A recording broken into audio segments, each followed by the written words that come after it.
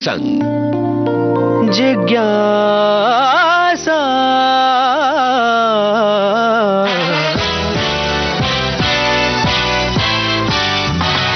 जिज्ञासा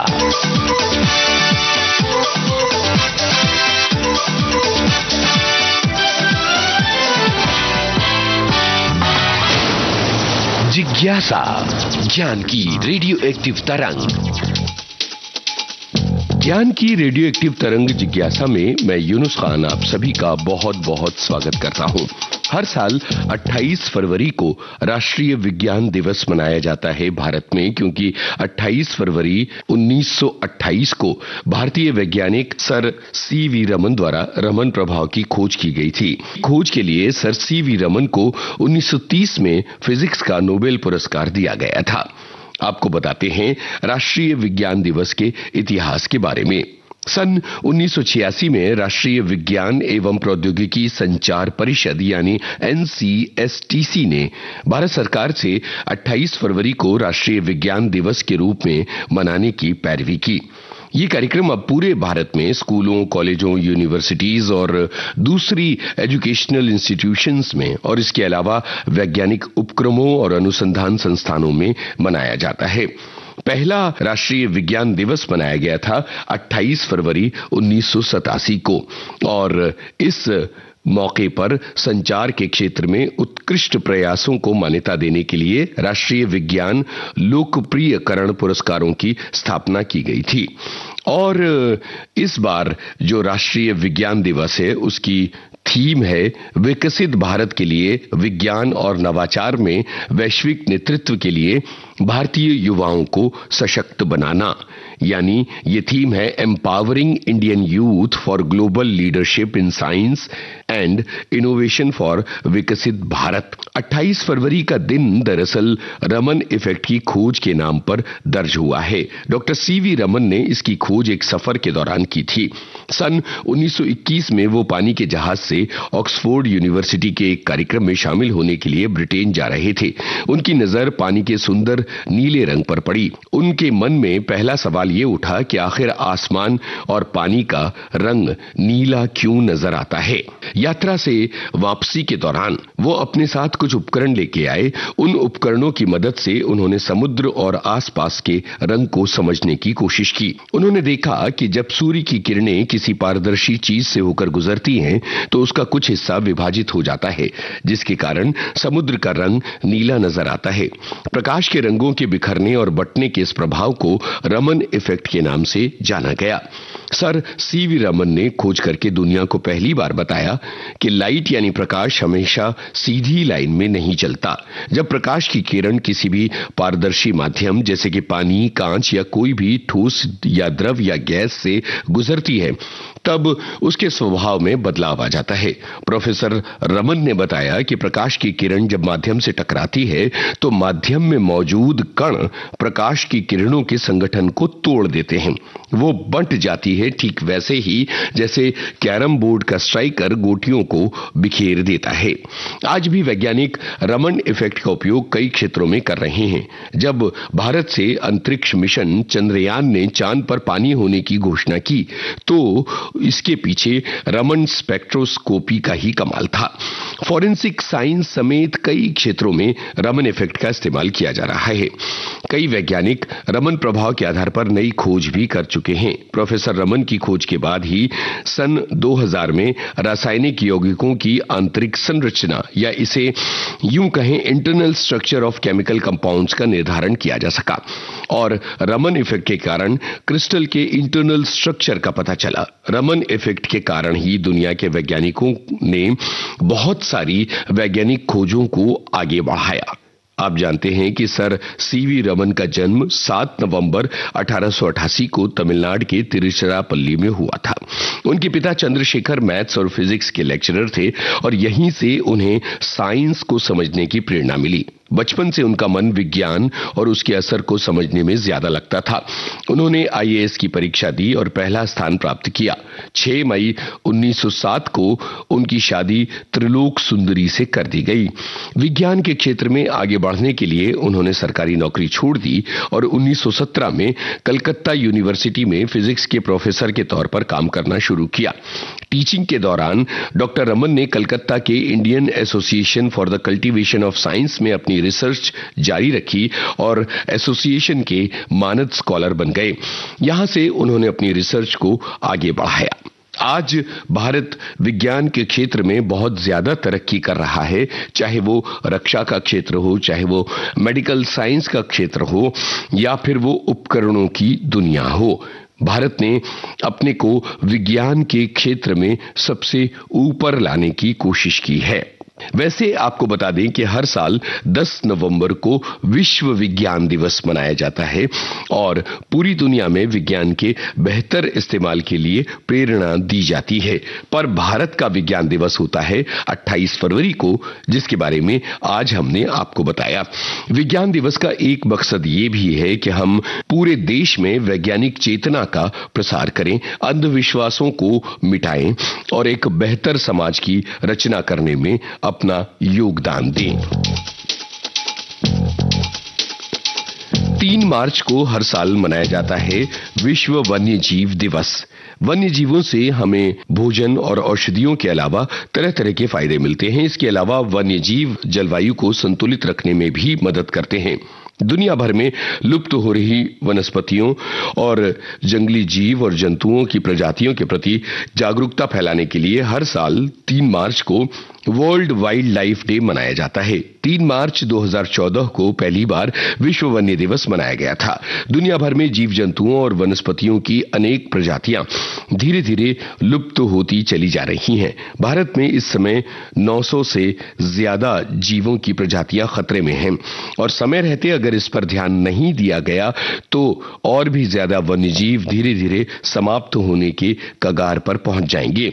संयुक्त राष्ट्र महासभा ने 20 दिसंबर 2013 को अपने 68वें अधिवेशन में वन्य जीवों की सुरक्षा के प्रति लोगों को जागरूक बनाने और वन्य जीवों के लुप्त प्राय प्रजाति के प्रति जागरूकता बढ़ाने के लिए हर साल 3 मार्च को विश्व वन्य जीव दिवस मनाने की घोषणा की थी।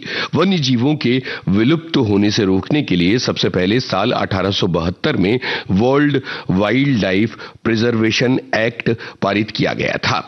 वन्य जीवों का बहुत ज्यादा महत्व है और आज ये हो रहा है कि तेजी से जंगलों का सफाया हो रहा है। विकास की इस अंधी दौड़ में हम बहुत सारे वन्य जीवों और वनस्पतियों को खत्म करते चले जा रहे हैं। ऐसे में विश्व वन्य जीव दिवस का महत्व बहुत ज्यादा बढ़ जाता है। वर्ल्ड वाइल्ड लाइफ डे 2025 की थीम है wild life conversation finance, investing in people and planet. एक और महत्वपूर्ण दिन इस हफ्ते है और इसके बारे में भी चर्चा करना बहुत ज्यादा जरूरी है। हर साल पूरी दुनिया में 3 मार्च को मनाया जाता है वर्ल्ड हियरिंग डे यानी विश्व श्रवण दिवस, ताकि लोगों में बहरेपन और सुनने की हानि को रोकने के लिए जागरूकता बढ़ाई जा सके। ये दुनिया भर में कान और सुनने से जुड़ी देखभाल को बढ़ावा देने के लिए मनाया जाता है। विश्व स्वास्थ्य संगठन हर साल इसकी एक थीम डिसाइड करता है और उसके आधार पर पूरी दुनिया में इस दिन को मनाए जाने की लोगों को प्रेरणा दी जाती है। इस साल की थीम है changing mindsets, empower yourself, make year and hearing care a reality for all. दरअसल जिन लोगों को कम सुनाई देता है उनको लेकर समाज में कोई बहुत अच्छी मानसिकता देखने को नहीं मिलती है। वर्ल्ड हियरिंग डे ये कहता है कि इस तरह की अक्षमता या कानों में हो रही गड़बड़ी के मामले में लोगों की मदद की जानी चाहिए, उनके प्रति सहानुभूति रखनी चाहिए। WHO ने 2021 में एक रिपोर्ट जारी की थी जिसमें यह बताया कि ऐसे लोगों की संख्या बढ़ रही है जिनमें सुनने की शक्ति को खोने का जोखिम बहुत बड़ा है। आज जिस तरह की लाइफस्टाइल हम अपना रहे हैं, जिस तरह का जीवन जी रहे हैं, कानों में हेडफोन्स लगाकर अपनी जिंदगी को बिताते चले जा रहे हैं, ऐसे में बहुत ज्यादा बड़ा खतरा पैदा हो गया है इस बात को लेकर कि हमारे सुनने की शक्ति पर बहुत गहरा असर पड़ने वाला है। आज युवा जिस तरह से हेडफोन्स का इस्तेमाल कर रहे हैं या तेज आवाज में संगीत सुनते हैं, उसका बहुत गहरा असर पड़ रहा है उनके सुनने की शक्ति पर। इसके अलावा एक बात और है कि कई बार मेडिकल कारणों की वजह से भी सुनने की शक्ति पर बहुत गहरा असर पड़ता है। हमें ऐसे लोगों के प्रति सहानुभूति रखनी बहुत ज्यादा जरूरी है और उनकी मदद करनी जरूरी है। आज बहुत सारे ऐसे उपकरण आ गए हैं जो कम सुनने वालों की मदद करते हैं, उन्हें बेहतर सुनने में और बेहतर तरीके से जीने में मदद करते हैं। 1 मार्च का दिन 6 बार की वर्ल्ड चैंपियन और ओलंपिक विजेता मैरी कॉम का जन्मदिन होता है। मैरी कॉम भारत की एक महान मुक्केबाज हैं। मैरी कॉम का जन्म 1 मार्च 1983 को मणिपुर के चुराचांदपुर जिले के एक गांव में हुआ था। मैरी कॉम का पूरा नाम मंगते चुंगनेइजेंग मैरी कॉम है। वो एक गरीब किसान परिवार की बेटी थी और झूम के खेतों में काम किया करती थी। मैरी बचपन से ही काफी जिम्मेदारियां निभाती थी। वो खेतों में अपने माता पिता का काम में हाथ बटाती और घर पर अपने भाई बहनों का भी ध्यान रखती थी और इसके साथ स्कूल भी जाया करती थी। उन्होंने अपनी प्राथमिक शिक्षा लोकटक क्रिश्चियन मॉडल स्कूल से और फिर सेंट हेवियर स्कूल से पूरी की और आगे की पढ़ाई के लिए वो इम्फाल चली गई थी। लेकिन परीक्षा में फेल होने के बाद उन्होंने स्कूल छोड़ दिया था और फिर राष्ट्रीय मुक्त विद्यालय से परीक्षा दी। बचपन में ही मैरी कॉम की दिलचस्पी एथलेटिक्स के प्रति हो गई थी। 3 भाई बहनों में मैरी कॉम सबसे बड़ी थी। साल 1998 में मणिपुर के बॉक्सर डिंको सिंह ने एशियन गेम्स में गोल्ड मेडल जीता था। उनकी इस जीत को पूरे मणिपुर ने मनाया था। डिंको को बॉक्सिंग करते देखकर मैरी कॉम उनसे इतनी प्रभावित हुई कि उन्होंने ये तय कर लिया कि वो भी बॉक्सिंग में अपना करियर बनाएंगी और इस लक्ष्य को हासिल करने के लिए वो डट गईं। उन्होंने अपने माता पिता को बिना बताए ट्रेनिंग शुरू की। एक दिन खुमांग लंपक स्पोर्ट्स कॉम्प्लेक्स में मैरी ने लड़कियों को लड़कों से बॉक्सिंग करते हुए देखा। तब उनका यह सपना और ज्यादा पक्का हो गया। बॉक्सिंग की ट्रेनिंग के लिए मैरी इम्फॉल गईं और मणिपुर के कोच एम नरजीत सिंह से ट्रेनिंग लेना शुरू किया। वो अपने लक्ष्य को लेकर इतनी पक्की थी कि जब रात को सब लोग सोने के लिए चले जाते तब भी मैरी कॉम लगातार प्रैक्टिस करती रहती थी। दिलचस्प बात यह है कि अपने शुरुआती दिनों में मैरी कॉम ने अपने पिता से एक बात छिपाई कि वो बॉक्सिंग की ट्रेनिंग ले रही हैं, जबकि उनके पिता खुद एक पहलवान थे। पर हुआ यूं कि साल 2000 में मैरी कॉम स्टेट चैंपियन बन गई। अखबार में उनकी तस्वीर छपी और उनके पिता को यह पता चला कि उनकी बेटी चुपके चुपके बॉक्सिंग की ट्रेनिंग ही नहीं ले रही बल्कि चैंपियन भी बन चुकी है। तो उन्होंने मैरी कॉम को सपोर्ट करना शुरू किया। मैरी कॉम ने जोरदार संघर्ष किया और शीर्ष पर पहुंची। साल 2001 में पहली बार नेशनल वुमेन बॉक्सिंग चैंपियनशिप उन्होंने जीती। उन्होंने 2002 में टर्की के अंताल्या में अपना पहला विश्व चैंपियनशिप पदक जीता।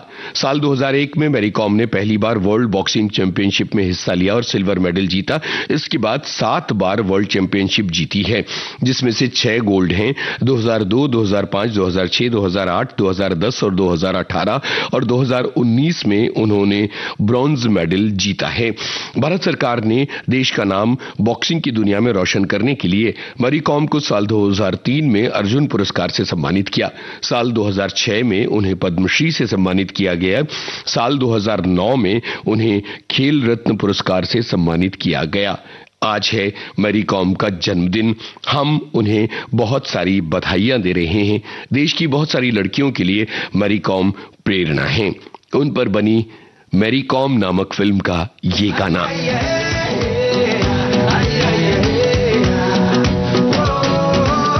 बस खुद की सुनता पाते